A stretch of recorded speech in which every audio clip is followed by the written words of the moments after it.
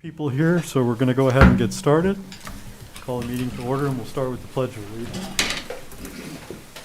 I pledge allegiance to the flag of the United States of America and to the republic for which it stands, one nation, under God, indivisible, with liberty and justice for all.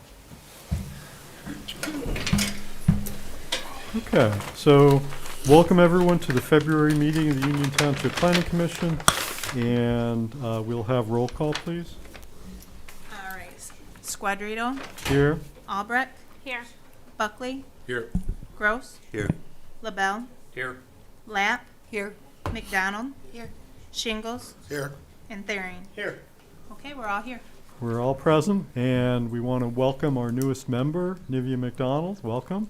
Thank you. Very happy to have you here. So we have our agenda for tonight. In front of you, it has two new business items plus the other business item of the master plan. Any other items that anyone's aware of that needs to be on tonight's agenda, or any other issues with tonight's agenda? If not, I'd entertain a motion to approve the agenda. Move to approve. Support. Motion is by Gross, and was the support by Buckley.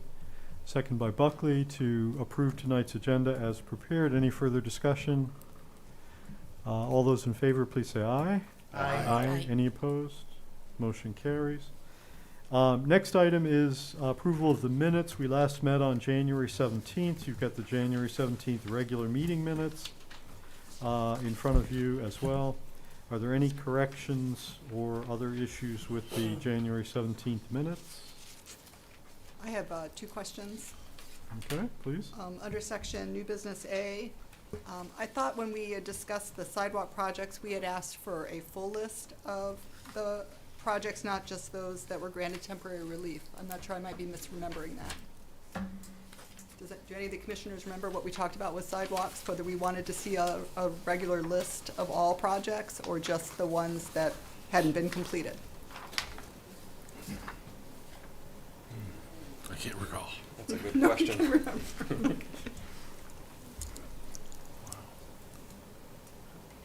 Obviously, there's the recording, but it doesn't sound like a bad idea. Is that possible? I can look back in the recording and look at, I still have the notes. Yeah, I might be From that. misremembering, but I thought we had talked about like a list, a full list of, a running list of all the projects, and then noting any that had asked for the sidewalk, the temporary relief. So forgive me, my recollection was that we were focused on the projects that received the temporary relief. But Okay, I might just be misremembering, then that's fine.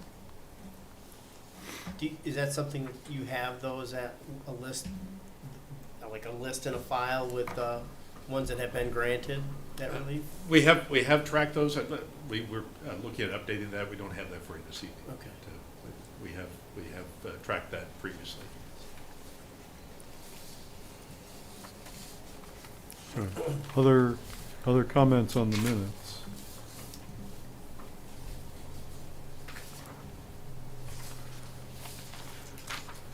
If not, I'd entertain a motion to approve the minutes as well. Move to approve. Support. Motion by Gross, second by LaBelle to approve the January 17th minutes. Further discussion? If not, all in favor, please say aye. Aye. Any opposed? Okay, so the minutes are approved. Next item is correspondence, board reports, presentations. First item is Commissioner Thering, updates from Board of Trustees. Thank you. The board approved the second reading and adoption of the 2022 zoning ordinance text amendments. We did have a member of the public ask a couple of questions that I believe Mr. Nanny had answered. One of the questions was, can a person ask the ZBA for an interpretation before a plan has been presented to the staff or the planning commission? And that was answered. I believe that is correct. Yes, they can. And then the other one was an administrative process. It was asked about the definition of the administration process and is there a time limit? And I don't did you want to? I don't recall the context of the question now, but it was asked as if there was an administrative process. Right. And of course, the zoning ordinance has multiple administrative processes. Your actions on site plans are an administrative process, for example, as well as Peter's actions on a zoning permit or on a minor site plan. And so I just answer that Yeah. they're in the ordinance. In most cases, they don't have a time limit. We're not, except for very narrow band of certain activities where we're required by state law to act within a certain period of time. The state act does not mandate a time limit. Obviously, we work expeditiously. Don't want to delay any project, but there are not specific time limits in the ordinance. And I think that's what my interpretation was, the project itself, not that it had a time limit, more of the staff having a time limit to respond, which I believe you took care of that. Yeah. So those were the only person, we had a person come up and ask those questions. We appointed Brian Smith as the new trustee replacement for Bill House. And then the board had added a new business item that day to talk about grants. So our manager was not present, so we kind of want the manager to be present to get his thoughts on that, because grant writing is a very unique thing, and you have to do it with the right way and rhyme and reason. So that'll be a discussion that's up and coming. And outside of that, that's really all that I have. If you have any questions. Questions for Commissioner Thering? Do you want to say anything about the stellar appointments to the Planning Commission that the board made? Never mind, I'm kidding. I think they speak for themselves, right? Okay. All right. So, any other questions? All right, thank you. Next item is Commissioner Buckley, updates from Zoning Board of Appeals. I don't know whether you would have met in the last month or not. We did not meet since our previous meeting that we described with the clarification of use in East EDA. I know that there's a training module. We have some new members for the ZBA, and there is a training course, a training module that we've been asked to sit in on to help to try to bring the new members up to speed and maybe provide some pointers to some of the people that have been there for a little while too. But beyond that, I haven't heard if we have a meeting. March meeting. Tending to have an organizational meeting. Should be seeing somebody about that very shortly. Okay. But basically an organizational meeting and a follow-up on the training. Sure. Yep. Okay. That's about it. Questions for Commissioner Buckley on ZBA-related matters? All right, thank you. And then Commissioner Shingles, updates from sidewalks and pathways. Anything to report? Nothing to update. We have not had a meeting at this Okay. point. When is the next meeting due? Do you know? It has not been scheduled, to my knowledge. Okay. Any questions for Commissioner Shingles or is for the good of the order? All right, thank you. Any other correspondence or reports that anyone has? All right. So now we'll move on to public comment. So this is a public comment that we have towards the beginning of each Planning Commission meeting, where individuals are invited to address the Planning Commission on items that are not on tonight's agenda. So if you have a comment you'd like to offer on an issue that's not on tonight's agenda, you're invited to do so at this time. We'd ask you to come to the podium, give your name and address for the minutes, and limit your comments to 3 minutes. There'll be a more general public comment towards the end of the meeting. So public comment on items not on tonight's agenda is open at 7:08.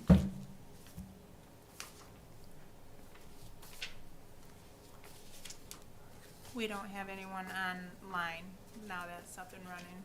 Okay, yeah, that's right. We have a live stream going right now where people could offer public comments from online, but there isn't anyone there right now. And no one in the room is jumping to their feet or struggling to their feet or what have you. So we'll assume that people are here for other purposes. So we'll go ahead and close back this public comment at 7:09. So now we can move on to new business. We have 2 new business items tonight. The first one is PSPR 23-03, the final site plan approval for the expansion of Clint's Auto Body Car Repair Shop at 5598 South Mission Road. And so we'll have an introduction from, I assume from Rodney, and then we'll hear from the applicant, and then we will deliberate. Thank you. As was said, this is a final site plan. You reviewed the preliminary site plan for this project some months ago. This is for an expansion of the existing auto body shop on South Mission. Everybody should have a copy of our report dated February 15th. We do review it for based on the standards for final site plan approval. One thing I will note, this applies to both of our projects tonight, is that in both of these cases, these are additions to existing sites that were developed before our current ordinance standards were in place. And so the provisions of section 12.5, which is non-conforming sites, apply. What that section says is essentially that not everything on the site has to be brought up to the current standard for a project that's coming before you for site plan approval. What this section talks about is that, number one, that any public safety deficiencies are taken care of. And then number two, that the section has a list of 10 kind of broad categories of potential improvements that could be made on the property. And the section asks that at least 3 of them be included as part of the plans for that are coming before you. So for this particular project, the applicant did provide some significant improvements. We found that they definitely met the criteria that are listed there in terms of both proposing to take care of some basic items related to paving and access, but also then taking care of some additional improvements like landscaping and screening, building improvements, that sort of thing. So more than qualified in terms of meeting the criteria in section 12.5. The other element that comes in play with section 12.5 is it provides the applicant with the opportunity to propose, and you as a planning commission to accept or not, a timeline for those improvements to take place. The idea is, of course, for the existing site with additions, it can sometimes take time to actually make those improvements happen, either for financial reasons or practical reasons related to the project. So the applicant has proposed a timeline. This is specifically related to paving, where part of the paving, the commercial portion of the site, would be paved basically this construction season. And as they've shown it on the final site plan, proposing to pave the residential area. They should may recall this property includes both the commercial business and an existing residence. Dates back to about 1961. Yeah, they proposed on the plan to have that residential paving take place in the 2025 construction season. When we reviewed the preliminary site plan, you as a planning commission did approve that subject to some conditions. One of those conditions was that the residential paving was done in 2024. So we've noted that in our report. We would recommend that continue to be a condition for the final site plan. And that's simply a practical item. If we get too far out, it's difficult to track and make sure things get done. But that's also that's a long time to wait for what amounts to a public safety issue in terms of the paving and access to be taken care of. It's certainly not a hazardous circumstance, but it does qualify under that category of public safety improvements. So with that in mind, as I said, we reviewed the plan. We found the plan to be in very good order, with the exception of a couple of details. Those are, one, you'll see on both of the plans tonight, under landscaping, the plan has a note that says that the plantings, trees and shrubs that are proposed They didn't provide the details of those. They simply said that they would match the township's preferred plant list. Well, the township has no preferred plant list. In our ordinance, we have a list of certain plant materials that are prohibited, like ash trees, for example, things that are problematic in our area. But we have no preferred list, so we recommended a condition to simply say that add the specific plant schedule onto the site plan. The other item was a detail related to the lighting, in that the proposed wall pack fixtures don't fully meet our requirements. They're not fully shielded or directed downward. There's some existing light on the site. Because it's an existing site, they don't need changing the existing, but the new lighting does have to meet our ordinance. And so we simply included a condition, or recommended a condition that be corrected. So with that, happy to answer any questions as we go along. Any immediate questions for Rodney while he's up there?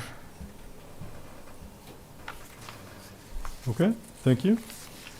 So now we can hear from the applicant. Is there anything you'd like to say, and then stand for questions? Good evening, my name's Tim Beebe, I'm with Central Michigan Surveying and Development at 2257 East Broomfield Road here in Union Township. I also have my client here, Clint, if you have any specific questions in regards to operation or how things are going to be handled on site. There's a list of 4 items that I will get with the electrical engineer and have him update his plan and submit it to Peter and Rodney for approval on the fixtures, and make sure that those are in compliance.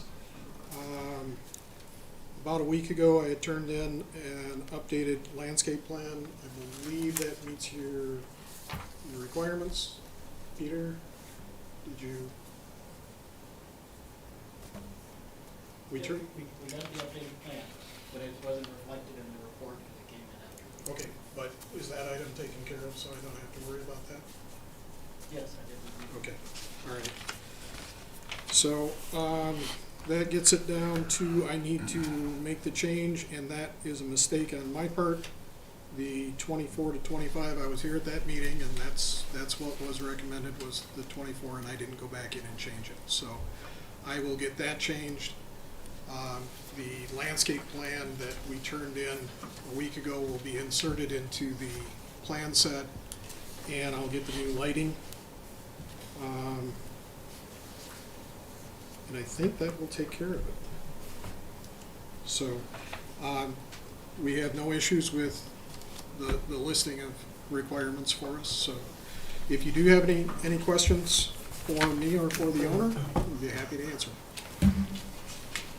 Okay, it's open for questions from commissioners that definitely have at least one new person since this was, since we approved the preliminary. There may be more, and so, or there may be others who weren't at that meeting, so definitely want people to ask questions if they have them.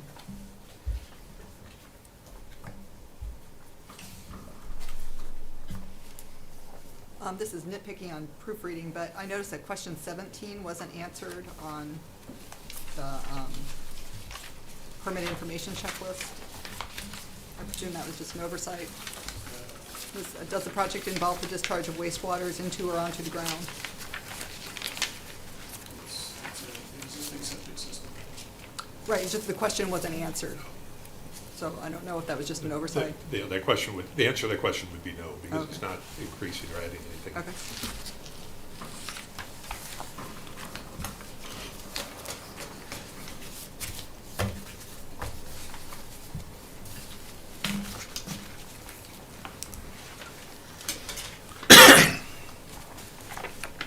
I have no additional questions about this.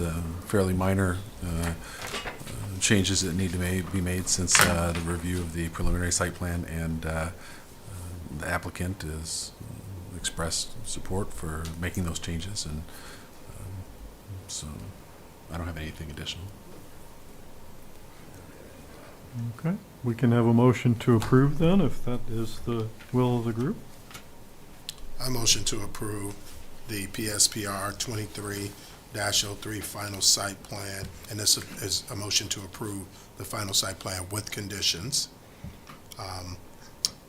And that's PSPR 2303, final site plan dated January 31st, 2023 for the 3,200 square foot addition to the existing Clint's Auto Body Shop located at 5594 and 5598 South Mission Road in the southeast quarter of Section 34 and in the B4 General Business Zoning District, finding that it can fully comply with applicable zoning ordinance requirements for final site plan approval, including Section 14.2.P, required site plan information, and 14.2.S, standards for site plan approval, subject to the following conditions.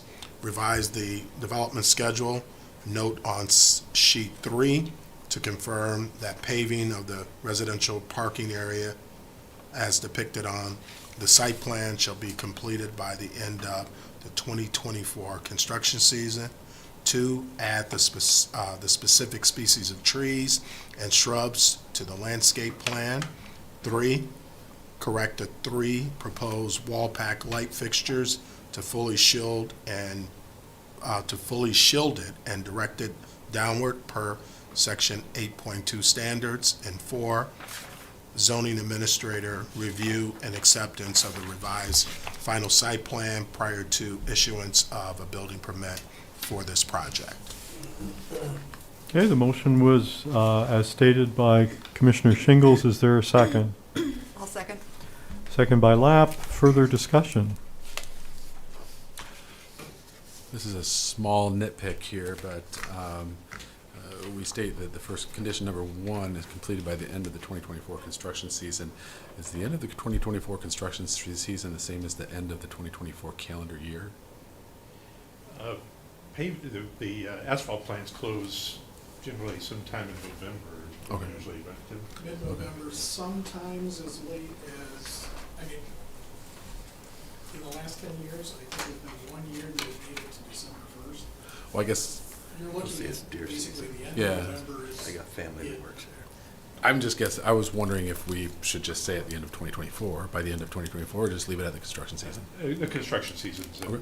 it's a workable number, and it really it does come down to having access to the resources. Sometimes if you have a warm December, you can pour concrete, even if the asphalt plant is closed, but. Sure. Anyway, that phrasing. Okay. Other comments or discussion? Okay, so the motion has been made and seconded. I'll ask for a roll call vote, please. Fearing, Yes. Albrecht, Yes. Lapp, Yes. LaBelle, Yes. Buckley, Yes. Shingles, Yes. Gross, Yes. McDonald, Yes. and Squadrito. Yes. All yeses, motion carried. Okay, thank you. That one is good to go. So the next item on the agenda is a combined preliminary and final site plan application, PSPR 23-02. The applicant is the Isabella County Cultural and Recreation Commission, and they're putting an addition on the Sportsplex building and at 5175 East Remus Road. So, Well, thank you. This is a fascinating project. If you've been over to the Isabel Sportsplex, you've seen it's a very, very active place, both with the Martin Ice Arena and the Maury Courts facilities. They active all the time. The Maury Courts in particular has been hosting a number of tournaments, regional tournaments and events beyond just simply basketball. They're making maximum use of that building. And that is in part reflected in the proposal you have before you. They've hosted gymnastics events in the facility on numerous occasions. The challenge for them is that that's a lot of work to put all that equipment together and put it up, and then they have to take it all back down again because they have other events coming. And so the proposal is to put an addition on the front of the building to create a space that can be dedicated to gymnastics, so that equipment can remain up, so they can host events there regularly, have classes there regularly, without the time and expense of put up and take down. So they have come before you proposing this as a combined preliminary and final site plan. For that, they do have to meet the standards for both, which in reality is meeting the standards for a final site plan approval. All the preliminary requirements are reflected in the final. So we review this from the perspective of this is the final site plan for the project. That also means that they need to have all of their outside agency permits and approvals in order, with copies of those provided to our zoning administrator. Because those outside agency permits can some of them can actually affect the ultimate site design, especially things like stormwater management and road commission if there's activity in the road right of way. The fire department, all these agencies can ultimately have an impact on the final site design. So you have before you our report, which is dated February 13th. As I noted, this is an older site, again, so we consider a non-conforming site. For example, in this particular case, they are making some improvements related to landscaping, particularly along the Remus Road frontage, but they are not adding landscaping within the parking lot, which is a requirement for a new project coming in before you. And the reason for that is simply they're not making any alterations or increasing the size of the parking lot. They are making a few tweaks to it. We're losing 3 spaces, but gaining some bus parking. But they're not adding to the overall parking facilities. And so in that case, that's not something that we're looking at in terms of requiring any change to that. We did find, as was noted, that in our report, that they have more than met the requirements of section 12.5 in terms of the scope of improvements they're looking at. And so that then it brings us to some of the details. There were a couple of details that they've dealt with. One was bicycle parking was not reflected on the final site plan. That is a requirement of our ordinance. And this would be bicycle parking related to the addition. We're not looking, because bicycle parking, the calculation is based on basically the size of the facility. In this case, we're not looking at requiring bicycle parking for the entire Isabel Sportsplex. We're only looking at requiring it based on the size of the addition. But that still does need to be on the plans and provided.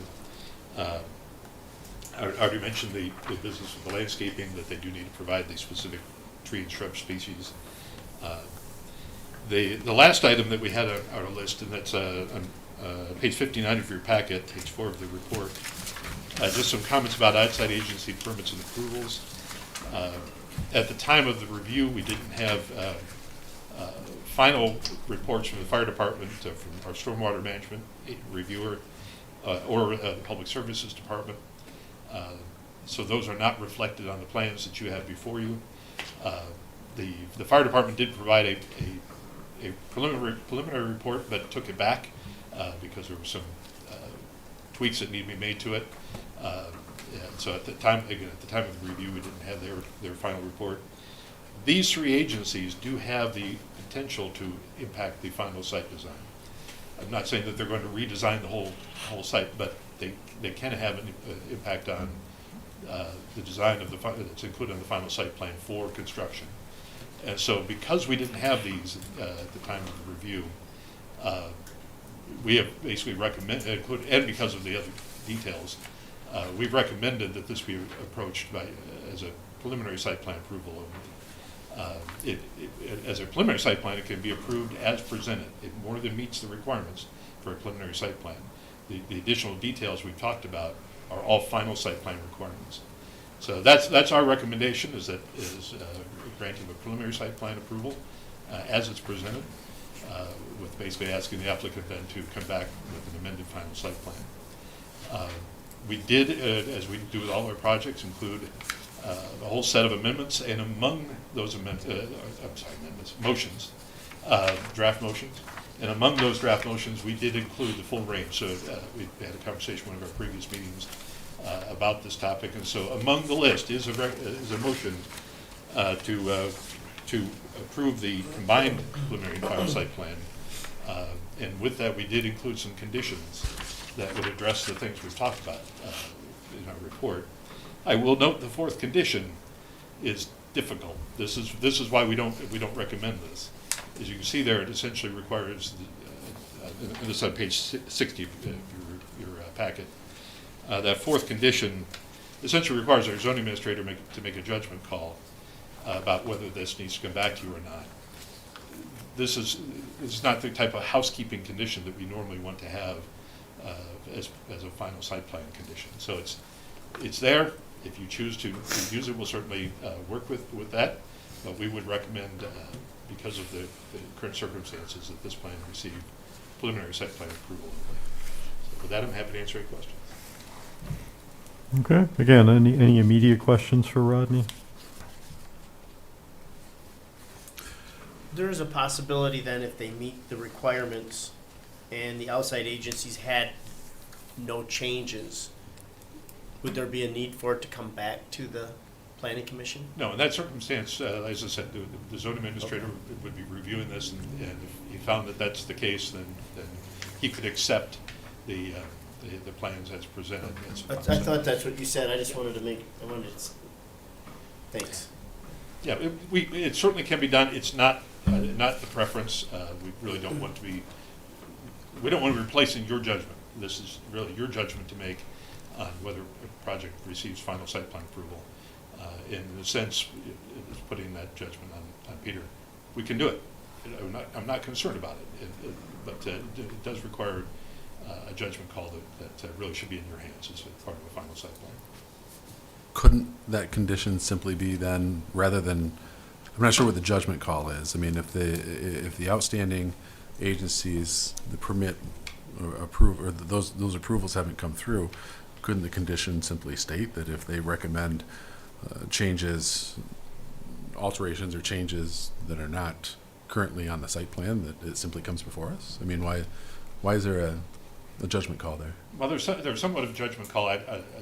One, for example, the fire department had comments about certain things that need to be added to the plan. These from a site plan perspective are very minor, but nonetheless they do add to the plan. Now, do they require a corresponding revision that should be coming back to you? That's really where the judgment call comes in. The stormwater management, again, there may be details that need to be dealt with. This is really why this should come back to you as a final site plan rather than being handled administratively. I mean, I will say this, that it is certainly possible for the staff to approve final site plans. We could have a review process where you see the preliminary site plan and then everything else from there is handled administratively. That is certainly possible, where you would not see the final site plan before the project is constructed. Yeah, and I'm not suggesting that. I guess I'm just, it sounds like what you're saying to us is that you're expecting that it would essentially, if we were to approve with those conditions, you're expecting that there would be, you're anticipating changes that are going to be recommended by at least one agency. So you're expecting to have that kind of that issue. Yeah, I mean, for example, the issue was placement. What was the fire department? It was placement of. The placement of a fire hydrant on one of the sides of the buildings, and there was the typo where he actually wanted it on the opposite side of what the report said. So it's basically that there needs to be some notes on there showing where this improvement's going to be. As I said, does it affect the overall site design? No. The fire department has to have access to it. They will have access to it, whichever side of the building's on. So that's the kind of detail where I think Peter could make the judgment call. That's not affecting the site design. Stormwater management could affect it. Even the public services department could affect it if they find that there's something that needs to be moved or relocated. So it simply is what it is. If you choose to approve the combined preliminary final site plan, we would recommend the 4 conditions. Our preference is to approve the preliminary and have them bring the final back to you for a separate review. And just one final question. In terms of barring any unforeseen circumstances, would it be reasonable to expect that all of those agencies would respond to us officially by, let's say, next month's meeting? Yes. Okay. In fact, I think some have since this this report was written. So Okay. yes, we would expect to see all those plans Okay. back for that. Are any of those further communications since the report was written their final sign-off? So, Peter? So since the report went out, we have received, since the report went out, we have approval from Stormwater from the County Drain Office. In the report, they indicated that the original stormwater plan was of course approved for the entire facility long ago. The modifications that are being made and the updates to the stormwater plan still meet the standards of the ordinance, and so they have no issues. They're fine with it. We're still just waiting on an updated report from the fire department and public services. So that's where we stand on the outside agencies. Okay, so fire and public services are the main ones that are still outstanding. That's correct. All right. Yeah, so Rodney or Peter, so in regards to the situation you said about the fire hydrant placement, we can't really specify where that goes because that's going to be fire department, correct? It is. The only question would be is if it requires some kind of adjustment to the site design to accommodate where it needs to be located. I don't expect significant concerns or changes here. I don't expect significant changes from public services. All I'm saying is that these are agencies that their requirements can affect the site design, which is why we recommended what we recommend. Okay, and then in regards to stormwater management, same thing. That's not something we would even have purview to say what needs to be done there. That's going to be said by the powers that be. We're just approving what they're suggesting. Right. So in this case, as you heard from Peter, that stormwater management has approved the plan as presented. So that item is taken care of. But as I said, it's simply an agency. At the time the report was written, at the time the plan was prepared that you have, it's an agency that can affect the final site design. So it's, as I said, if you choose to approve the combined preliminary final site plan, we just simply recommend the 4 conditions be included. We don't recommend that choice because really it's going beyond the housekeeping, getting into areas where these agencies that can affect the site design have not yet responded. What I will say is that the reason, you might think of this as an almost theoretical exercise here, but the reason why we have the site plan review process we have now is largely to avoid exactly what we're talking about tonight. The idea is that these things are all dealt with between the 2 approvals, between the preliminary site plan, which you now see far earlier in the process than you did under the old ordinance, and the final site plan, which is intended to be, this is the plan ready for construction. Gets approved, and a building permit can be applied for the next day. So we don't want to get into a circumstance, we're trying, with this process, we're trying to avoid a circumstance where final site plans get approved with conditions that end up changing things. Sometimes we have housekeeping issues, the lighting, the landscaping. We prefer not to have those, but they are housekeeping issues. It's relatively easy for Peter to verify that the tree species are correct or meet our ordinance requirements. Same thing with the lighting. It's a relatively simple thing to just verify that the fixture's aimed straight down and that the photometric plan as revised still meets the 10-foot candle maximum. But the more variables you put into it, the more we would prefer all that be dealt with before the final site plan comes to us. In this case, as I said, they're trying to come to us in one step. We're simply recommending that they follow the 2. Grant them preliminary site plan approval tonight. As a preliminary site plan, it more than meets the requirements as presented, and they simply come back to you, which they could still do easily by your next meeting, and have the final site plan before you at that meeting, where perhaps you could approve that one also as presented, because it's been updated to deal with these items. It's not a significant delay in the process, it's not a significant delay for the applicant. Right now, they can't start construction tomorrow, they're unlikely to be able to start construction by mid-March, simply because of weather conditions. But more importantly, that it allows that final site plan to be what our process is intending, that this is ready for construction, and it goes forward from there immediately without a lot of conditions.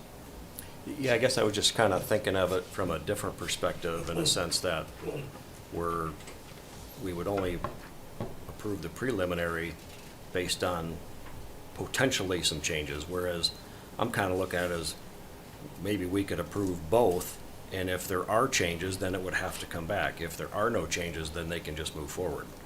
I guess I'm looking at it from that side of it instead. I mean, neither one's wrong, I'm just looking at it a little bit slightly differently to try to expedite it. If there are changes that need to be made, then it sounds like they would have to come back. Was that fair to say? If they don't meet those conditions that we've laid out, Yeah, that is correct. then, yeah. So I think we're protected as a board if we were to approve it all in one swoop today. I get what you're saying. Maybe we could hear from the applicant first and then maybe have some more conversation about that. Yeah. Okay, other questions for Rodney right at the moment? Okay, I think we probably are about ready to hear from the applicant, so thank you. So, Mr. Beebe? Good evening. It's Tim Beebe with Central Michigan Surveying Development, 2257 East Broomfield Road. You're going to hear a slightly different story coming from me than what you just heard from Rodney. So let's first talk about the outside agencies. Fire department has done their review and approval. I personally talked to Brad. Brad was calling Peter. I do not believe that there's anything outstanding. The fire hydrant that you were talking about is the fire hydrant that is shown on the plans as being moved because the line would run underneath the new building. So the only thing that we have that is into the DPW director is taking a fire hydrant and moving it approximately 20 feet. Because it's on a public line, it has to go through all those hoops. So it goes through the DPW and it will end up going to the state in the end because it's on a public line. But that approval is in. Road Commission approval is in, the stormwater approval is in. ICTC is in. The only thing that is technically outstanding, and I believe the plans are probably off to Gordy Frazier, I'm guessing, for DPW. But I don't have that back. But what we are talking about doing is moving a fire hydrant 20 feet away. So this is not running new lines, it's not running a new service. It is literally moving a fire hydrant so that it is not, the line doesn't go under a building. Landscaping, like the last one, was turned in a week ago. So that item is off. Bicycle racks, I apologize for. I didn't think I had to deal with bicycle racks because it was an existing site and I was going through that 12.5. So we're more than happy to put those on and they'll go up where that new building would be. The landscaping, Rodney went through and talked about how we didn't work within the parking lot, but what we did do is instead of just landscaping in front of that new addition where we were required to, we actually landscaped the entire length of Remus Road.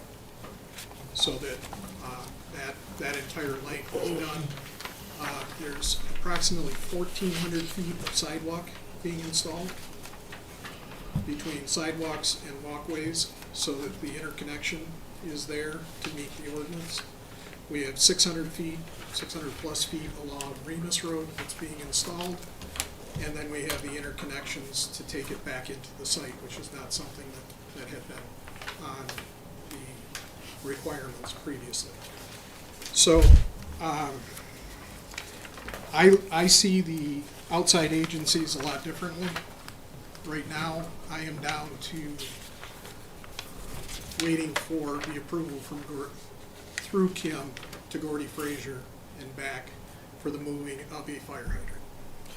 You mean Public Works? Yeah, Kim. Yeah. I'm sorry, Kim. Yeah. I don't know all the names, sorry. Okay. Kim Smith, the DPW director. It goes to her. I believe she does her own review and then sends drawings off to Gordy Frazier. She gets them back, combines her review with their review. But what we're talking about is putting in an insert a valve in an existing line so that we can shut it down. Pull the fire hydrant, move it over, reinstall it, reconnect. So when you say that you have approvals from the fire department, do we have approvals from the fire department, or do we not have approvals? It seems like a yes or no answer. We don't have the final. Yeah, the only thing we had was an original version that was sent to us, and I talked to Brad about it, and he said he was going to revise the report that he gave us, and I haven't received that revised report yet. okay, because I talked to Brad 8 days ago in regards to this, when the report came out and said, hey, what's going on? He said the only thing that you have to worry about is on your building plans, when you turn it in, you've got to show in the Knox box and show where the riser is.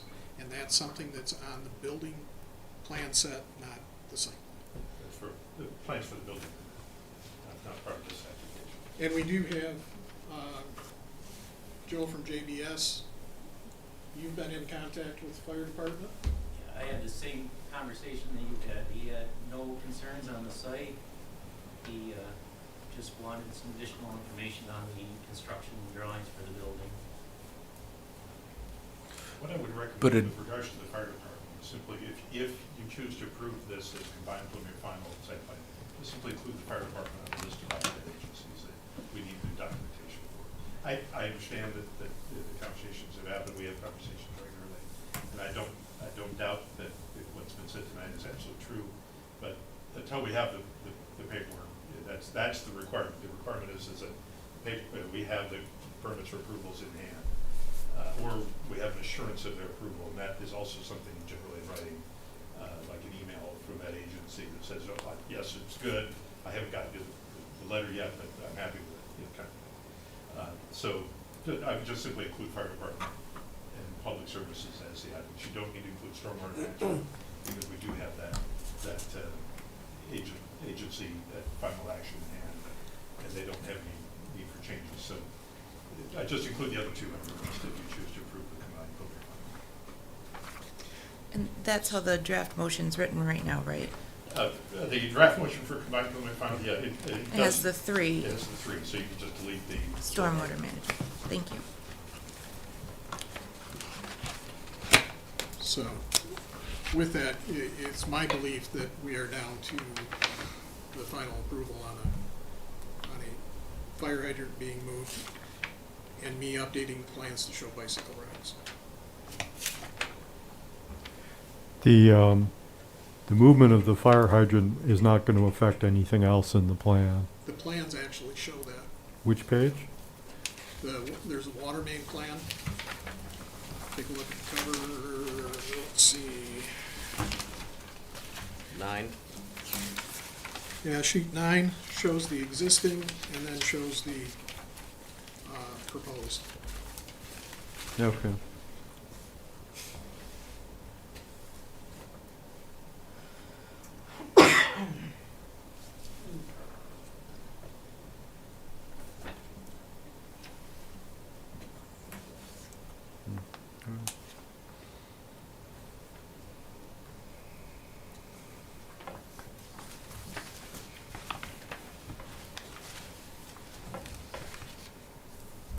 Other questions for Mr. Beebe while he's up there? Is there a concern then that you believe that you can start construction prior to our next meeting? The issue is you don't order expensive steel buildings until you have your site plan approvals. And the lead time, we need to be able to turn JBS and our owner loose and say, yes, we can move forward and get this done. Because you have 60 days probably Or, for your steel. oh no, it's more like, it's 18 weeks. So 18 it's, weeks. So the sooner we can get this turned loose, to be able to, the better. Waiting another 4 weeks to know that, and know that there isn't something that's going to come up. So they need that comfort level so that they can keep pushing forward. So when we talk about the delay isn't going to cause a problem, well, the delay might not cause a problem with sticking a shovel in the earth, but that's not where the project starts.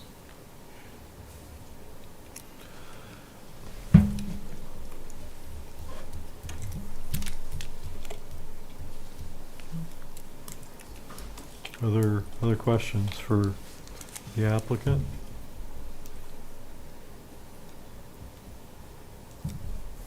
Didn't we kind of discuss if things came back with no changes, or that we wouldn't necessarily need to see these again unless one of the outside agencies said, we have to do this, and then it totally changes the whole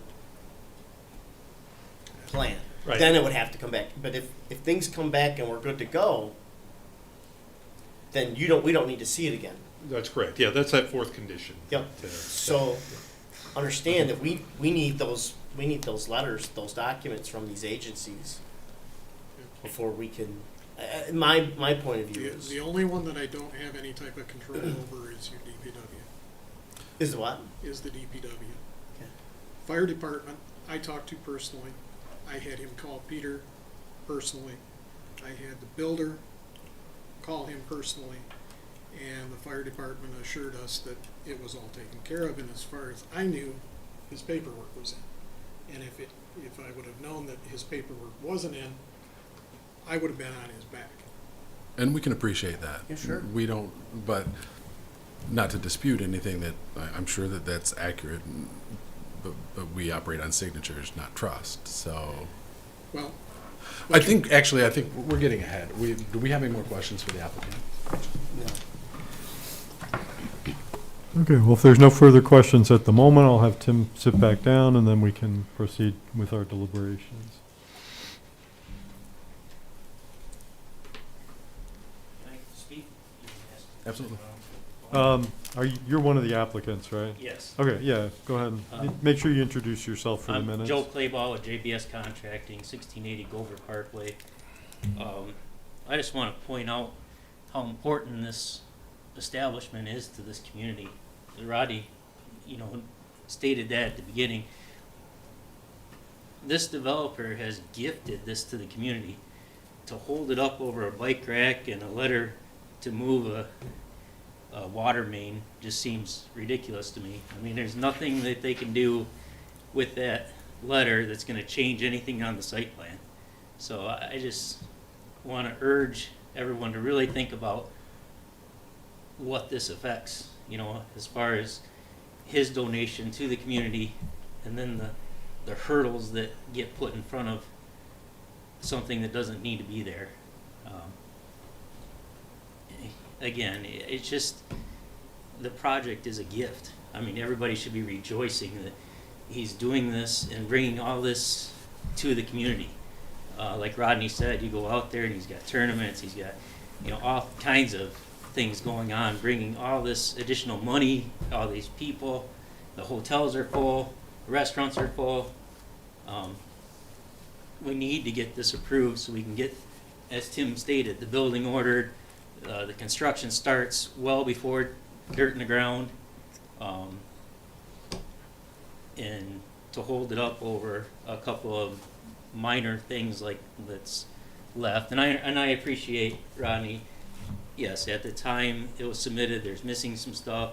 Seems like there'd be something that could be done between then and now, addressing the stuff that's been turned in since you guys got your packets prior to the meeting.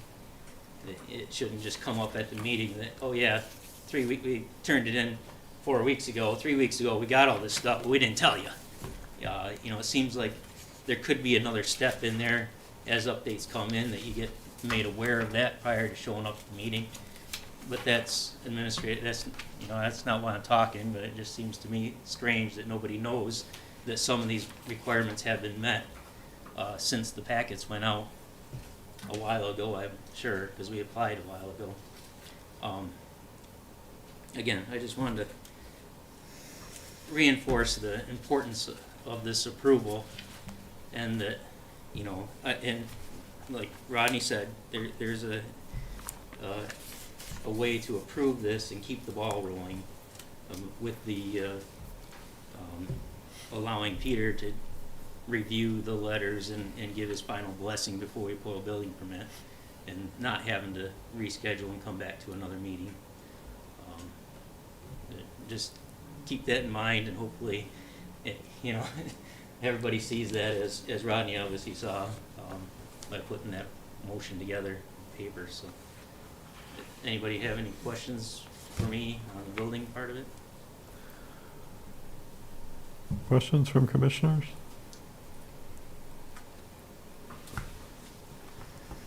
Sounds like we're good. Thank you. May I just hear one quick comment? Yeah.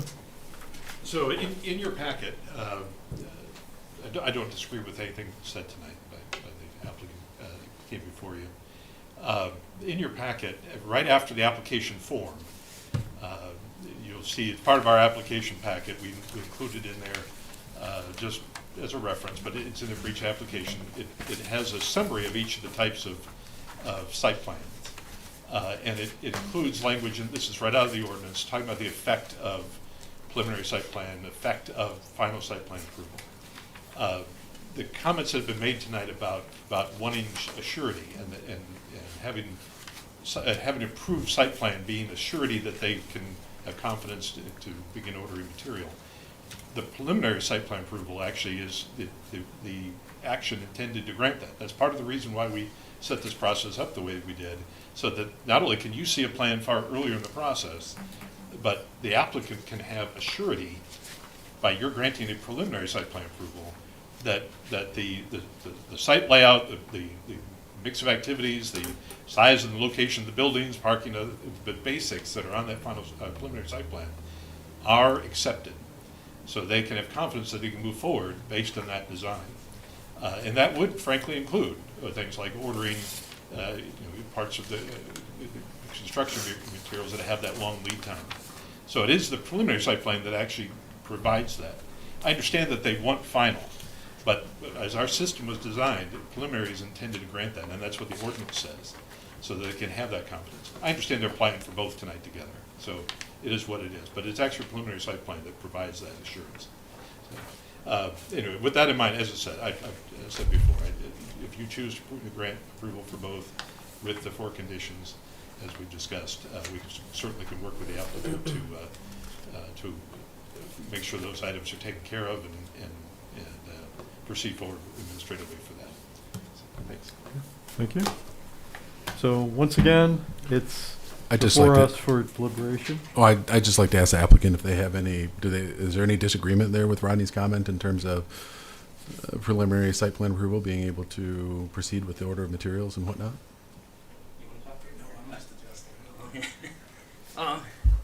Yeah, preliminary is fine. We like to see things in writing too. You mentioned you want a signature, and that preliminary is preliminary. Is it, we still have that risk that something can change, something happens.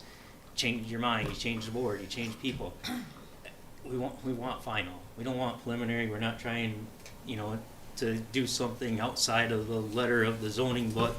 And I have no idea why your economic development coordinator is trying to pause economic development.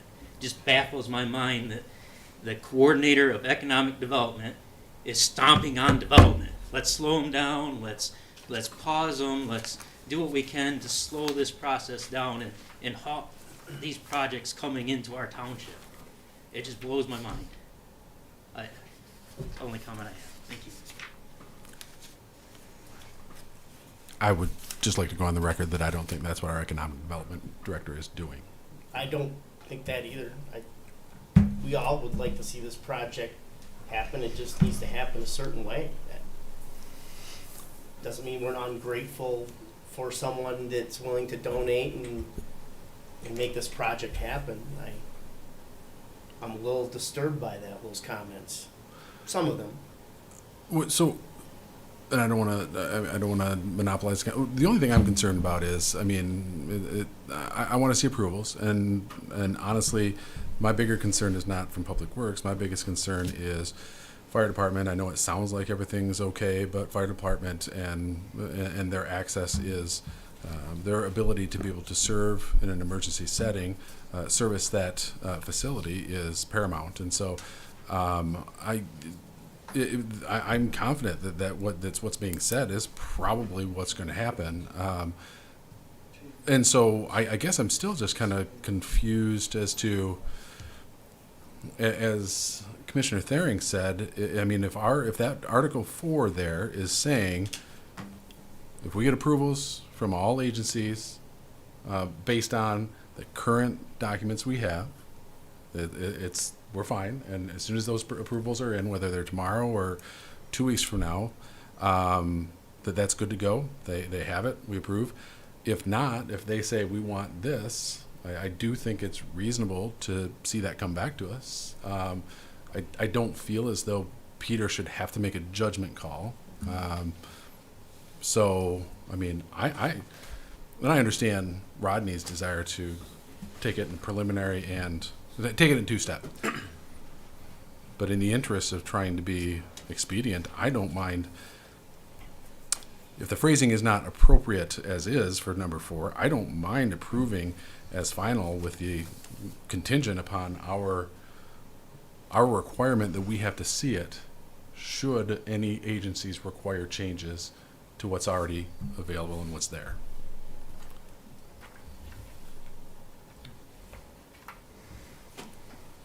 I agree. It seems like the staff is rightly concerned that they not overreach what is the Planning Commission's responsibility, which is to do the review and approval of these site plans, and that if they are given that option to do that review and approval, then they are basically doing our job, which is not what they're supposed to be doing. But at the same time, I think this is one of those projects that falls into this area where it's so close. Why would we slow it down at that point? Because it's so close to being ready for approval that it seems to me like the contingencies are sufficient to allow the staff to make judgment calls on that, even though I realize it's pushing you maybe into more of a gray area than you're normally used to. But to me, it seems like it's close enough that with that final caveat that if something does happen that pushes us back into, more changes to the site plan, that it could come back to us at that point. Otherwise, why would it? I agree. I feel like the conditions laid out are pretty cut and dried, and I don't see why we couldn't move forward. Do you, Peter or Rodney, do you feel as though either of those, or the number 4, do you feel as though the wording of that is sufficient to say if approvals come in as presented, move forward. If approvals come in with changes, take it to the Planning Commission. Do you feel like that language says that in number 4? That is the intent of that Okay. condition, so yes, we're comfortable with that language. Okay.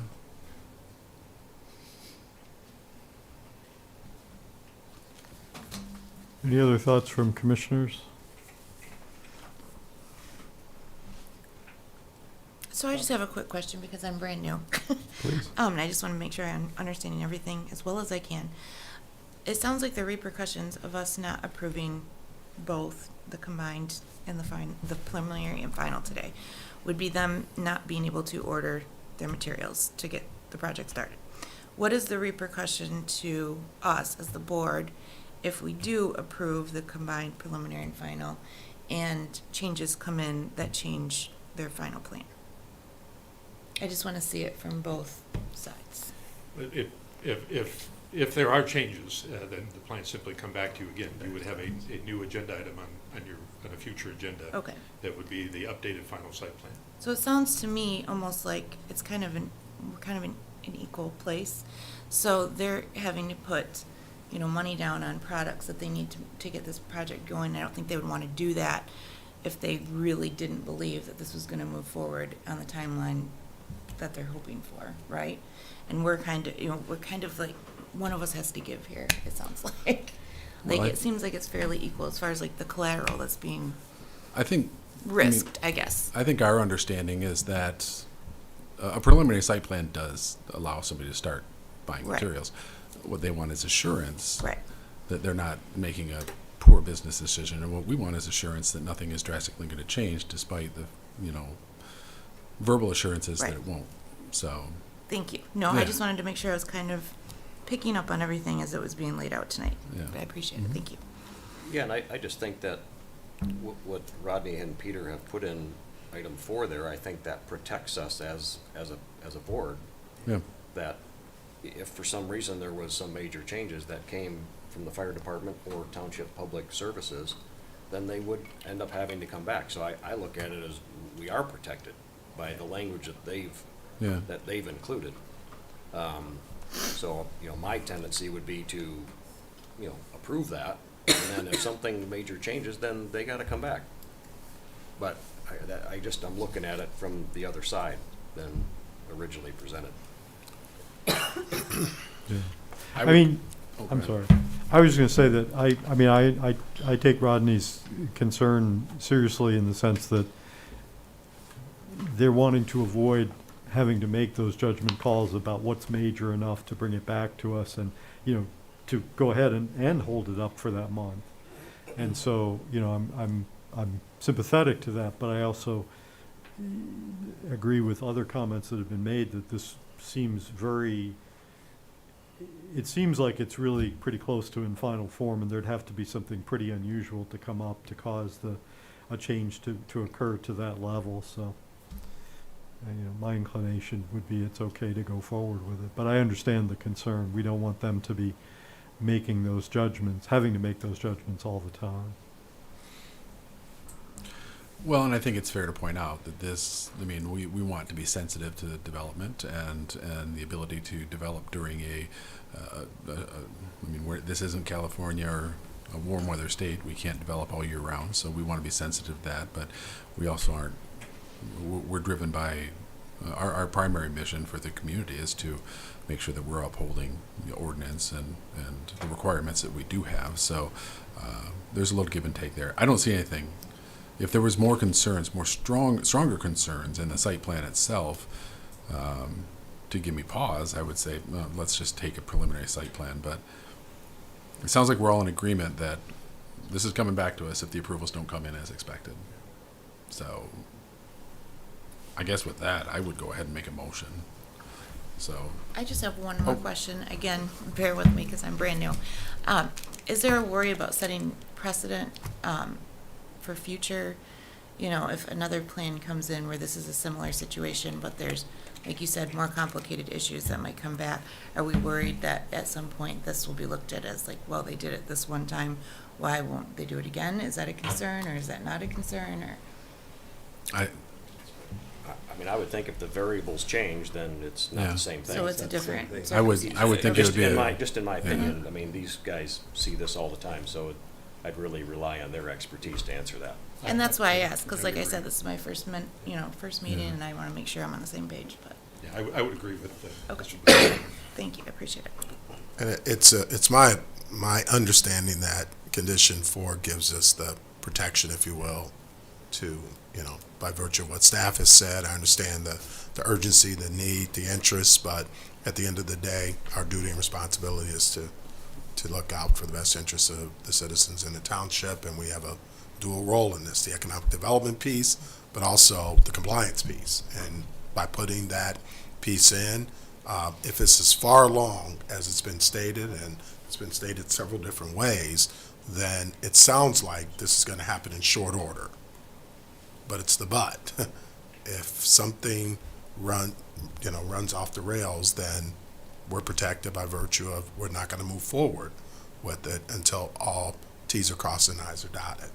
And it appears to me that we're just about there, which is a good thing for everybody involved. So let's see if I can get through this without. Just one minor, Oh. just a clarification, on the report, it's got 5785 East Broadway. The parcel ID appears to be correct, but is that supposed to be 5165 East Remus? It's 50, yes, the parcel, the address was not corrected there. So yes, it is Remus Road, 75 East Remus Road. Okay, because the site plan that they've submitted says 5165, and then in our motion it says 5175. So I guess which address is correct? A public record indicates 5165 for that parcel number. And it's 40. 5165. 5165? 5165 is what public record has for this parcel number. Yeah, it appears to be a typo in our report, so go with 5165. Okay. Okay. Just more, before you got started, one. Yeah. I'll probably still screw it up. So I'm going to make a motion to approve PR 23-02 combined preliminary and final site plan dated January 30th, 2023 for the Maury Courts Recreation Center expansion located at 5165 East Remus Road in the southwest 1/4 of Section 13 and in the B4 General Business zoning district, finding that the site plan can comply with the applicable zoning ordinance requirements for preliminary and preliminary and final site plan approval, including sections 14.2.p, required site plan information, and 14.2.s, standards for site plan approval, subject to the following conditions. 1, add the required short-term bicycle parking facilities to the plan per section 9.1.c.5. Number 2, add the specific species of trees and shrubs as noted on the landscape plan, sheet 8. Number 3, zoning administrator review and acceptance of the revised final site plan prior to issuance of a building permit for this project. And number 4, planning commission review and approval of the revised final site plan shall be required upon determination by the zoning administrator that any outside agency requirements or recommended changes from the fire department, stormwater management, or township public services department necessitate corresponding revisions to the final site design as depicted on the combined preliminary and final site plan dated January 30th, 2023. I'll support that with one minor amendment that we remove stormwater management since they already have that, correct? That is correct. That can- I would accept that amendment, yeah. Okay. All right, so the motion was made by Buckley and was seconded by LaBelle. Motion as read, with the exception of the deletion of stormwater management from item 4. Any further discussion? If not, I'm going to ask for a roll call vote, please. Shingles, Yes. Buckley, Yes. McDonald, Yes. Albrecht. Yes. Gross, Yes. Squadrito, Yes. Lapp, Yes. Thering, Yes. LaBelle. Yes. All yeses, motion carried. Okay, thank you. All right, so this one is approved, and we will assume that it's going to go forward unless the fire department or otherwise comes back.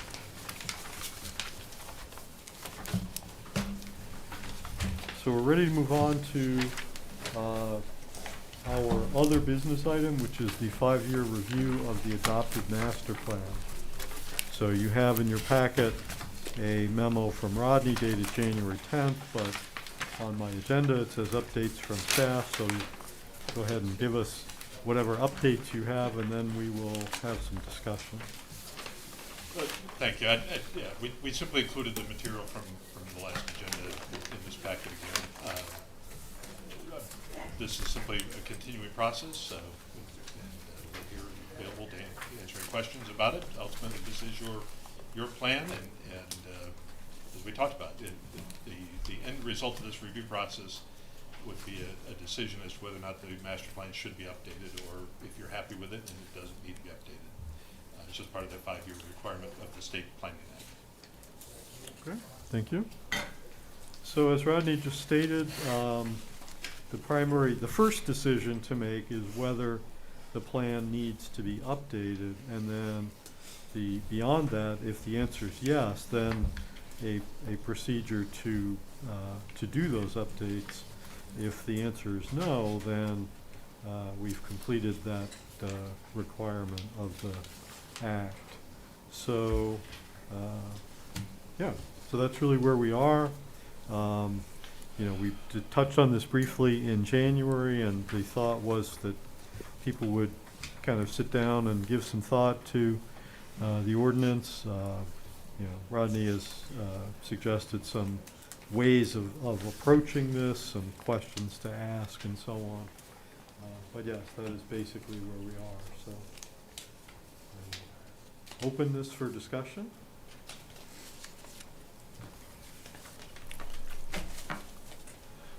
I'm generally supportive. I'm supportive of opening for review and update. I think 5 years is a long time in this day and age, and so I don't know if we're asking for specific sections that we're talking about wanting to update, but I mean, I think I expressed it last meeting. I would like to see us go through an update process to ensure that we are staying abreast of the, some of the quickly changing aspects of our post-pandemic cultural and societal needs here. So that's my general view on it. Well, I think we've also got a fairly dramatic change in population with declining enrollment at CMU that I think should be taken into account too with that kind of discussion. That's true.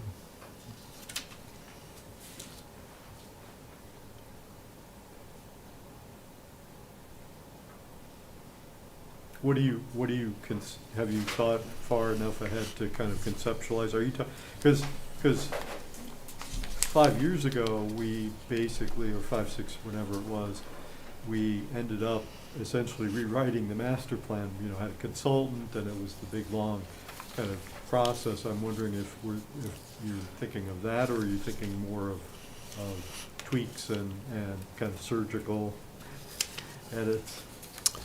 I mean, I was here for a good portion of the last right, and so I can't say off the top of my head that I think we need a massive overhaul, but I do think, we've seen legislation that will impact our communities in terms of renewable energies and things like that. We've seen, we've seen things change, and I think that, do we have to answer that question now, whether it's a major overhaul or if it's more of a surgical review process here, or? No, I don't think it has to be answered immediately, but if we're gonna go with a larger revision, then the question becomes, is there gonna be an outside consultant? Are we gonna have a process for hiring someone, those sorts of things, so. I know Rodney had suggested that we participate in the state program. I don't remember the name off the top of my head, but the state standards, benchmarks for reviewing. And my impression at the time was that would guide us as to the extent to which we might need to get a third party involved or not, or am I misremembering that? Is that maybe the redevelopment one that you're talking about? Or That's correct. That's the redevelopment ready communities. And in fact, in your packet, you have some information from them on their recommendations for looking at reviewing master plan. In terms of, to answer the question about the scope, the question really is, does the plan need to be updated, or are you happy with it as it is? If you're happy with it as it is, all you need to do is make a motion that says that, and essentially you have set the clock forward 5 years as far as the State Planning Act is concerned. Now, as far as we are concerned, we can open up that master plan and amend it, update it anytime we choose. But the Act simply says we do it at least once every 5 years, go through this review process and have a formal action that either says we love it, we think it's great, or it needs to be updated. You don't need to decide tonight about the scope of update or any of that. That action would come after this. What basically would happen is if you decided, let's say you decide tonight that you would adopt a motion that said, we feel that because of changing conditions, the master plan does need to be updated. That's literally, the motion can be that simple. Then what would happen is at future meetings we would have a conversation about what does that mean. In our report from January, we mentioned economic development, and that there are opportunities for the plan to be far more proactive in that area than it is currently. It does have some economic development elements to it, like the bluegrass area plan, but it's weak in other areas, like our DDA districts, for example, are hardly noted in the plan.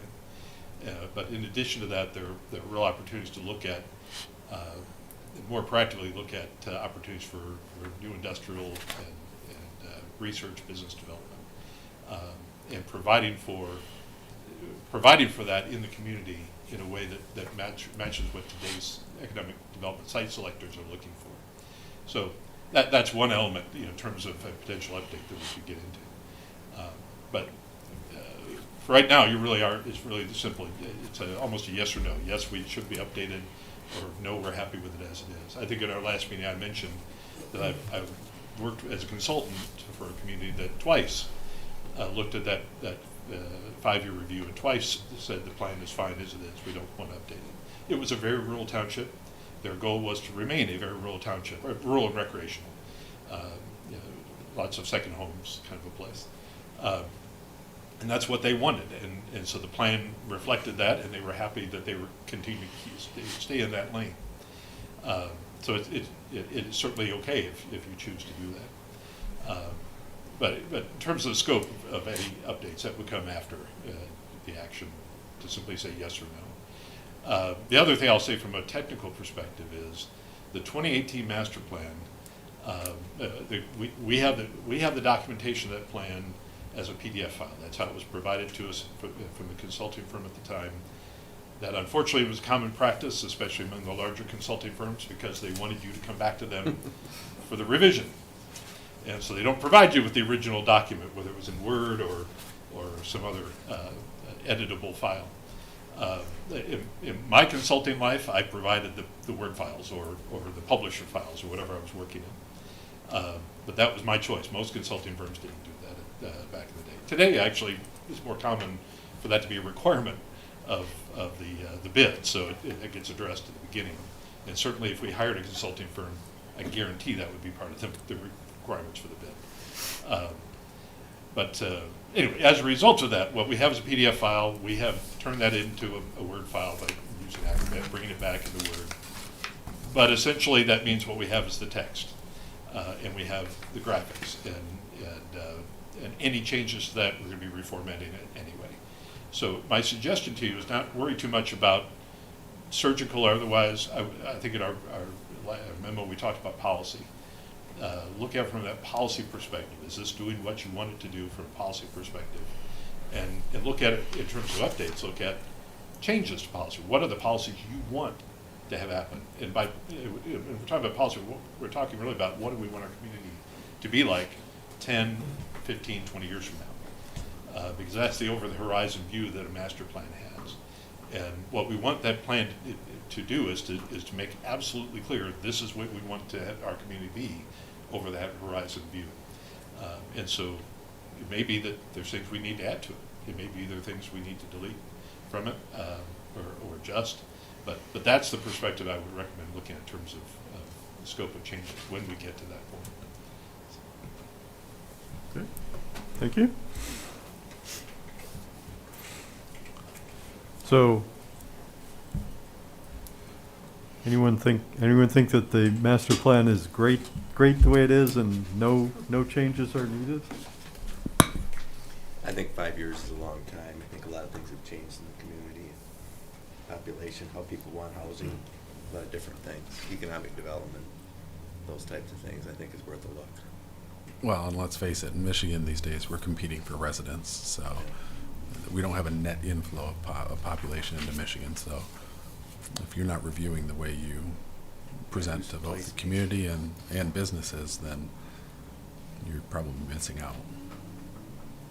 I've been involved in 3 organizations in the last few years that have come up for master plan reviews, and they're all 3 very different industries, and all spoke to even moving towards 2 and 3 year plans rather than 5-year plans is kind of becoming more standard, just because technology is moving so quickly right now, which changes the way we want to live, the way we do live, and it just happens faster and faster every year. So I think waiting another 5 years would be too long.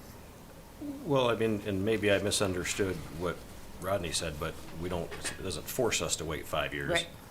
We could say, hey, we're good for now, but if 2 months from now we say, hey, something's come up, we need to do it, we can revisit that. Is that correct? Absolutely. So it's not like you have this one time and then if not, you gotta wait 5 years. So I don't want anybody to feel like they're being boxed into, it's now or you wait 5 years. It's really whenever we want. They're just saying at the bare minimum, you have to review it every 5 years.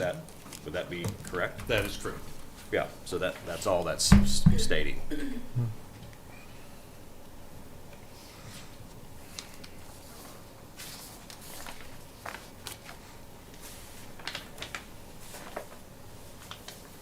And a motion that you, as you suggested, if a motion is made to, that the planning commission has determined that it wants to revise the master plan, there's nothing in that motion that says anything about what the scope of that needs to be. That's all to be determined, correct? That's correct. Okay, it's simply that we're taking that fork in the road as opposed to the, we're happy, don't give us no changes, just the other fork. That is correct. Okay.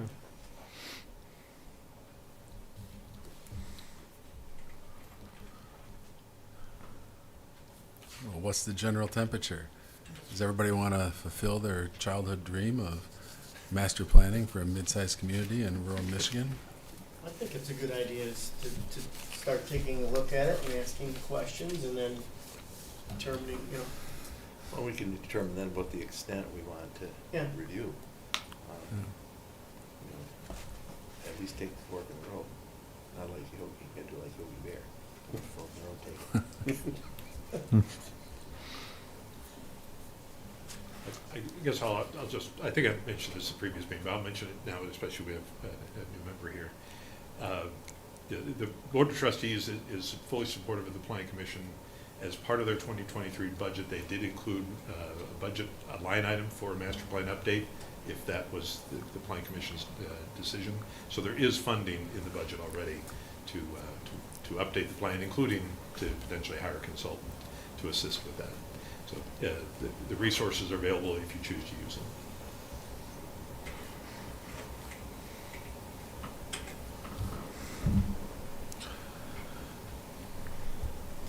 Okay. So why don't I go ahead and make a motion to open our master plan for review in 2023? Is that? For update. No. For update, I'm sorry, for update commencing in 2023? Support? Motion by Commissioner Buckley, seconded by Thering, to open our 2018 master plan for, what was the word you used? For update? For update in 2023. Any discussion?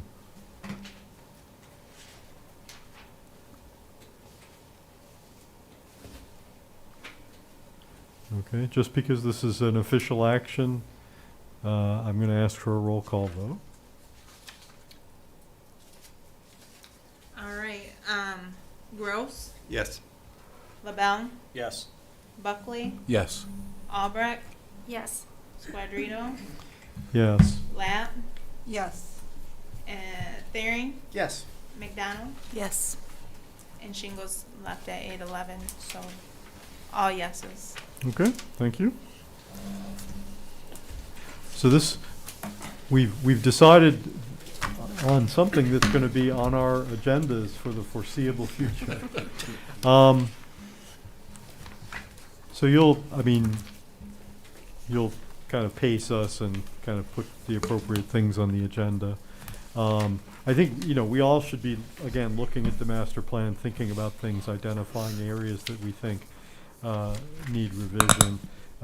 In terms of your suggestion about using policy as a guiding principle, I know you had some questions in here, but certainly any specifics that you guys think of that are things that, just your own work or reading the Townships magazines or whatever it might be gives you an idea that it's something that we should look at. I think we'd be more than interested in having that input. And of course, we'll be presumably getting input from the community and, maybe some folks that are even still at our meeting for whatever reason to listen to the conversation, so.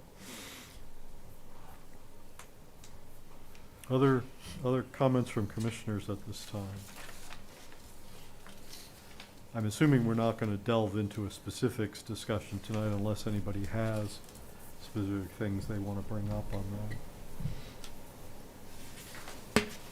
Okay, so hearing none, we'll go ahead and move on to the extended public comment part of the meeting. As promised, this is a position or a point in the meeting where individuals are invited to address the Planning Commission on items, whether they were on tonight's agenda or not. So this is extended public comment on any issue. Again, just give us your name and address for the minutes, limit your comments to 5 minutes. Extended public comments open at 8:28. Good evening, my name's Tim Beebe. I'm an engineer and surveyor in the community, and my address is 2257 East Brookfield Road. I happen to have two site plans that were on the agenda tonight. Each of them ended up with a condition that I'd like to discuss with you. This is a section out of your ordinance. I highlighted it so that we can go through it and I can get your understanding of what the intent is. Because I'm putting plans together for this group. This is the landscape section of the ordinance. And under the undesirable materials, it states, use of plant materials that are invasive to natural habitats that cause disruption to stormwater or that are suspected to have pests, disease, is not encouraged. Watch those words. It doesn't say that you cannot use them. It says that they're not encouraged. So when we talked about an approved list, there's actually no list at all. I want to ask you something. Tonight, if my site plan had said, I'm going to put a red oak here, but they end up putting in a white oak, would it have changed your mind on your approval? Because there is nothing in this ordinance that states I have to list any species of any type on my site plans. I have to go through and I have to have the counts correct, and I have to state the sizes, and I should be showing where they're going to be located so that the distances that are required in the ordinance are met.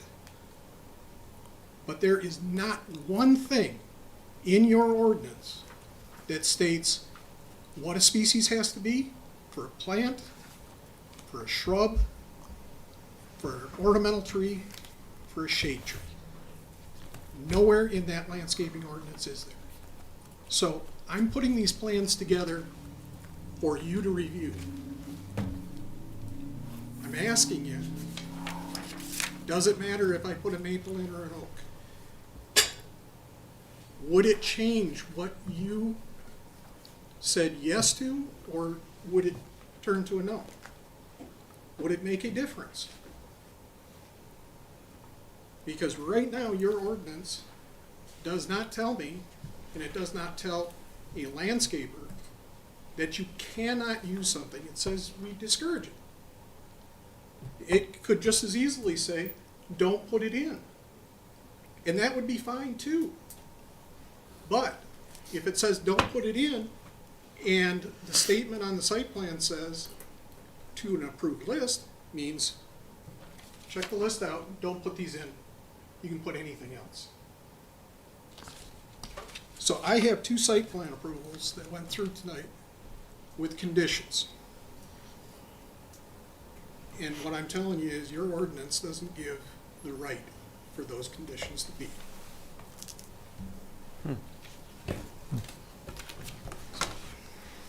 Thank you. Thank you.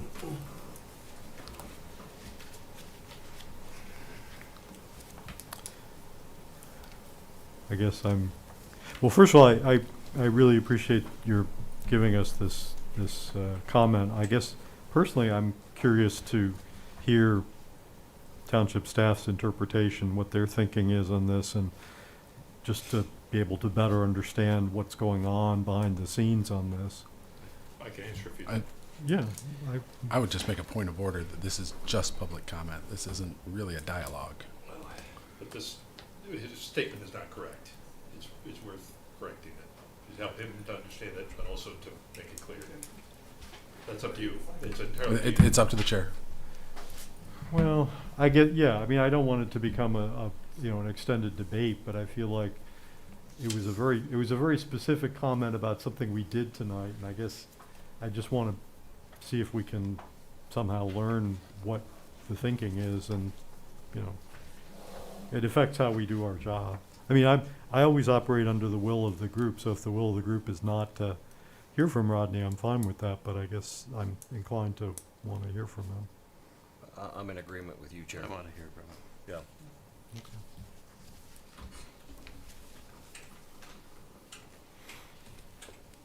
So the wording in the landscape section, the not encouraged wording is certainly not preferred ordinance language. It's, I always prefer to have language that it's of the shall and shall not variety to avoid ambiguity, and not encouraged creates ambiguity. Unfortunately, with landscaping, things change and shift pretty rapidly. With new bugs appear, new fungi or whatever, new problems can appear with the species at almost any time. The emerald ash borer before the emerald ash borer, the ash tree was an incredibly popular tree to use for landscaping because it was hardy and grew in almost any soil type. And that was not that many years ago that the emerald ash borer appeared in a pallet in a shipment in the Johnson Controls facility in Plymouth Township, Michigan, a community I was working for at the time. Ground zero of that thing. It was not just 20-some years ago. So that's why that language is in there, is because things can shift. And in fact, frankly, sometimes actually some of those species are appropriate for a particular site design if the soil conditions are right for it. So that's why it's vague there. It's not vague in the site plan section. Under the required site plan information, this is that section 14.2.p that we cite so often in our motions. Under screening and landscaping, one of the final site plan requirements is a plant list of all landscape materials with the method of installation, botanical and common name, quantity, size, and height of planting. It's simply one of the requirements in that chart. And so that's why that information needs to be on there. Now, what I will say is that the other piece the other side of that, that's also in the site plan section, earlier under the site plan approval chart, which lists what type of site plan is required for various activities. One of the items on that list is incidental changes during construction due to unanticipated site constraints or outside agency requirements, and minor landscaping changes or species substitutions consistent with an approved final site plan. This section gives Peter the ability to approve changing from red oak to white oak. No big deal. He can even approve it in the field because it's consistent with the plan. Red oak and white oak, it's not a significant difference. It's large deciduous trees, similar characteristics. For whatever reason, the white oak's not available, so you get the red oak. We have the ability to deal with species substitutions without any trouble at all. But we do require that the plant materials specifically be on the site plan, on the final site plan. So I respect him and his view, but he's looking at it only a piece of the ordinance and not the whole requirements, and especially simply not the requirements for final site plan approval. They're in section 14.2.p. Is there a plant list anywhere, though? Is there a plant list? What's talking about a plant list is what Tim would put on the landscape plan. Okay, so that's not referring back to the ordinance. No, it's there referring is to no the plan. approved plant list in the ordinance. There's only that list that discourages, what I refer to as a prohibited plant list, but in reality it's called a discouraged plant list. That we prefer you not use these. But there's certainly not an approved list of you can use any of these species. So the note on those site plans is not consistent with our ordinance. That's all. And it's not a significant problem. As I said, it's a housekeeping item that can and was easily solved apparently. But it sounds like there is some confusion when people are working on their site plans. Our list, part of the reason that chart, 14.2.p, is in there is to allow people to basically go, yep, got that, don't need that, got that. And so that's just one of the items. And so it's an absolutely clear statement. And I understand that it may have been missed, but it is clearly in the ordinance. Okay, thank you, Rodney. So I'm gonna recognize Mr. Beebe. We're still in public comment, and we're not going to let this become a back and forth debate, but since we're still in public comment, I'll recognize a member of the public for an additional comment. Okay, it's not gonna be back and forth. I apologize, I didn't take that. I looked at landscaping only. That's okay, I don't mind. So I apologize for that, but I still ask you the question. If it's a maple or it's an oak, is it gonna change what you do? Why is it that in site plans, prior to us going out for bids, we turn these out to landscape people to bid, and they put plant lists together, and it's a competitive thing, and it's their design. We show what the counts are. Does it matter? If you're not gonna have a specific list that says, hey, you have to have this many of this, and this many of this, and this many of this, you're only saying ornamental, shade tree, shrub. You're saying what the sizes are, but you're not saying what the species are. That's something that's normally done later. On these site plans, I had to go to Joe and say, Joe, would you please go out for bid on this so that we can get a plant list so that I can get it back to him? So he scrambled out and got that. Now, it's in the site plan checklist, I should have done it, but I'm asking you as a group, is it something that you're actually reviewing? And what's the purpose of putting those plant types on the plan, short of, hey, we don't want these? And there may be a list of items, a list of ones that you don't want. That's what the city does. The city has a list that says, hey, don't use these, otherwise go to town. Yeah. I tell you what I would suggest. We're actually, we have, I think, tentatively scheduled a meeting with Mr. Beebe to talk about projects of various sorts and various things. And my thought is, if you don't mind, let Peter and I meet with him and we can talk through this and then come back to you with, Tim can come back to you with maybe some suggestions. If we need, if we can amend the ordinance or adjust our process, I'm absolutely happy to do it. But I think this is worth having a conversation with him internally. It's just a matter of how projects actually develop through the process. We're having to jump to something that's down towards the end to get back to here so that I can get an approval to get to the next step.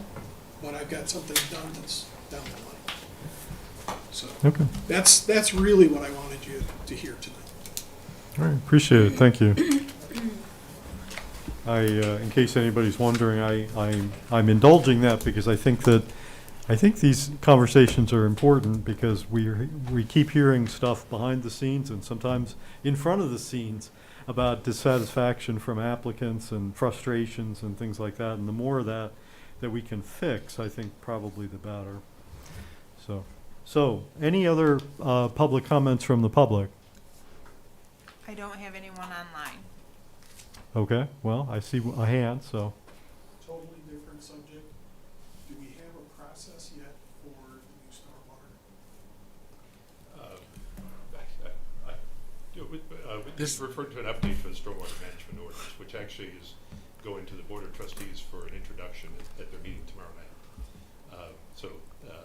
Well, I was thinking review process.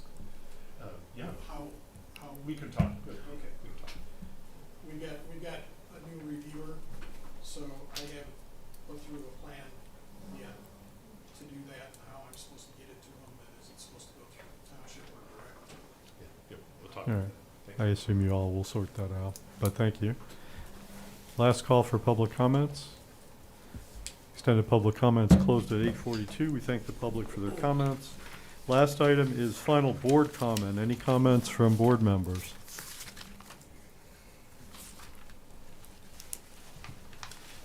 Well, I just wanted to, I know there was a little displeasure by one of the applicant's comments tonight. However, that particular applicant speaks to all the challenges that I've conveyed to this board as well as others.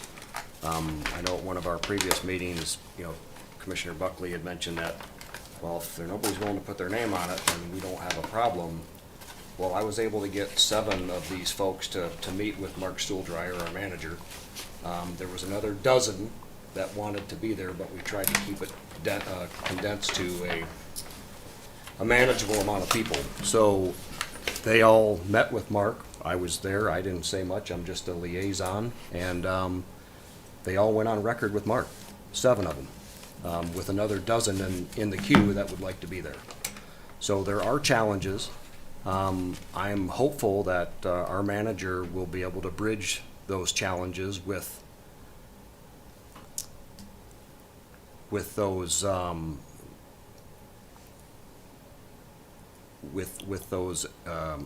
areas where they're having the challenges. I don't know when that will take place. I don't know how soon that will happen, but I was able to get 7 of them to go on record with the manager, and we met with him about 2 weeks ago. So these, like I said before, these were folks that didn't really want to come forward for fear of retribution, which, you know, I mean, I'm a little bit biased because that kind of happened a little bit with my brother in the ZBA, but that has nothing to do with this. I'm just saying is that's the type of stuff that these folks are afraid of. So it was a huge step for them to put themselves out there and jeopardizing their own businesses. I'm hopeful that the manager will listen, will do his research, and hopefully rectify some of the challenges that, you know, local people, outside people that are having, developing and doing things in this township. Thank you. Okay. Other comments from commissioners?